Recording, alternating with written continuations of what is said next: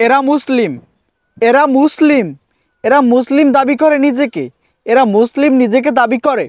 যেই দেশে করোনা আসলে দাম বেড়ে যায়, যেই দেশে বন্যা আসলে, যেই দেশে বন্যা আসলে মোমবাতির দাম বাইরে যায়, যে দেশে বন্যা আসলে চিড়ামুড়ির দাম বাইরে যায়, সেই দেশের মানুষ কিভাবে অন্য রাষ্ট্রের জন্য তারা মানে ভালোবাসা দেখাতে গেছে, মানে যে দেখতেছে একটা রাষ্ট্রকে শেষ করে দিয়েছে, ধ্বংস করে দিতে আছে।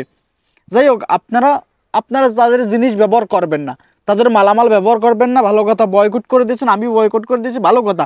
বাট তার জন্য কি আপনি লুট করে লই যাবেন, চুরি করবেন, এ ডাকাতি করে আমি নিয়ে ব্যবহার করবেন? তাহলে বয়কট হইলো কিভাবে?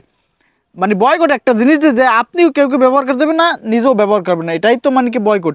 এখন সেটা না করি আপনি একটা প্রতিষ্ঠানে যাইয়া লস করতে আছেন, ওটা তো বড় বাংলাদেশি, বাংলাদেশি একজন ব্যক্তি, বাংলাদেশি তো একটা প্রতিষ্ঠান, মানে বাংলাদেশে ওটা যাই হোক, ওই বেলা হয়তো টায়ার দিয়ে কিনে নিয়ে ব্যবসা করতে বইছে।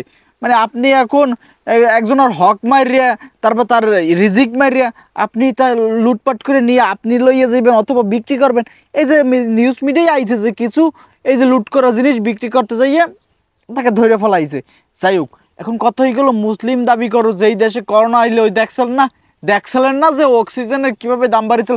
আবার এই যে বন্যার কথা বলেন নাই, কিছুদিন হয়েছে বন্যা গেছে, সেখানে মোমবাতি হাহাকার লেগে গেছে। মোমবাতি যখন বিদ্যুৎ নাই করবে কি মানুষ? তারপরে কি সিরা মুড়ির দাম কিভাবে হাহাকার লেগে গেছে। সাপোজ বন্যার সময় এই যে ভুলি নেই তো বেটা, ওই যে বন্যার সময় যখন টলারে যে সিন্ডিকেট বাবু কিভাবে হইল, মানে তোমরা মানে মুসলমানের পাশে গিয়ে দাঁড়াইছো, মুসলমানের উপরে হামলা করতে আছে, খুব সুন্দর কথা, এটা একটা ভালো কথা।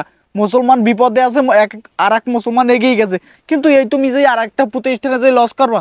এবার ওই যে অ্যাপেক্সের থুকু, যে ওই প্রতিষ্ঠানে যে আছে সেও তো মুসলমান হইতে পারে, সে তো ব্যবসা প্রতিষ্ঠান, ওরা ব্যবসা করতে বইছে ওখানে, বুঝছে না? বাট সে বয়কট করতে, তুমি না হয় তাকে বুঝাইয়ে বলতে পারতা যে বাবু তুমি এটাকে ব্যবহার করো না, এটা তুমি ব্যবসা করো, অন্য একটা ব্যবসা করো।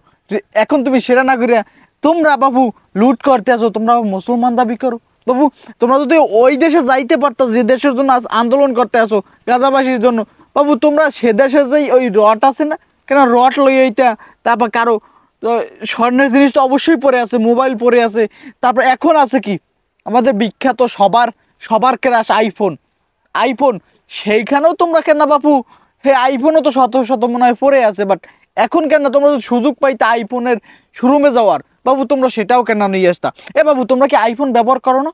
হ্যাঁ, কোন মানে যাদের টাকাওয়ালা আছে, যাদের পকেটে টাকা ভর্তি, তাদের ঘরে আইফোন নাই, কেয়ার কেয়ার করে আইফোন নাই, সে আইফোন ব্যবহার কিভাবে করে? এটা মানো, মানে তারা অথচ বয়কট করতে আছে, যারা বয়কট করছে, যারা আন্দোলন করছে, তাদের ভিতরেও শত শত মনে হয় যে এই দাও আইফোন আছে, আইফোন ইউজার আছে। যারা ওই যেই ওই প্রতিষ্ঠান লস করছে, চুরি করছে, ডাকাতি করছে ওপেনে, তাদের ভিতরেও যাই দাও আইফোন ব্যবহারকারী আছে। তো সব মিলিয়ে হয়েছে কি, আমাদের মানে কারো ক্ষতি করে তো আমরা আন্দোলন করতে পারি না, কারো ক্ষতি করে একজন প্রতিষ্ঠানে লস করে তার হক মেরে তারপর তো আপনি মানে আন্দোলন করতে পারেন না। এবারাই তো হয়তো মুসলমান হতে পারে। এখন আপনি কিভাবে যাইয়া ওই প্রতিষ্ঠানের আপনি বয়কট করিয়া ভাঙ্গে চুরে সবকিছু লই আইতেছেন? যাই হোক, এটা মানে এটা একজন মুসলমানের কাজ না ভাইয়া, এটা মুসলমানের কাজ না। আপনি আগে নীতি বুঝেন।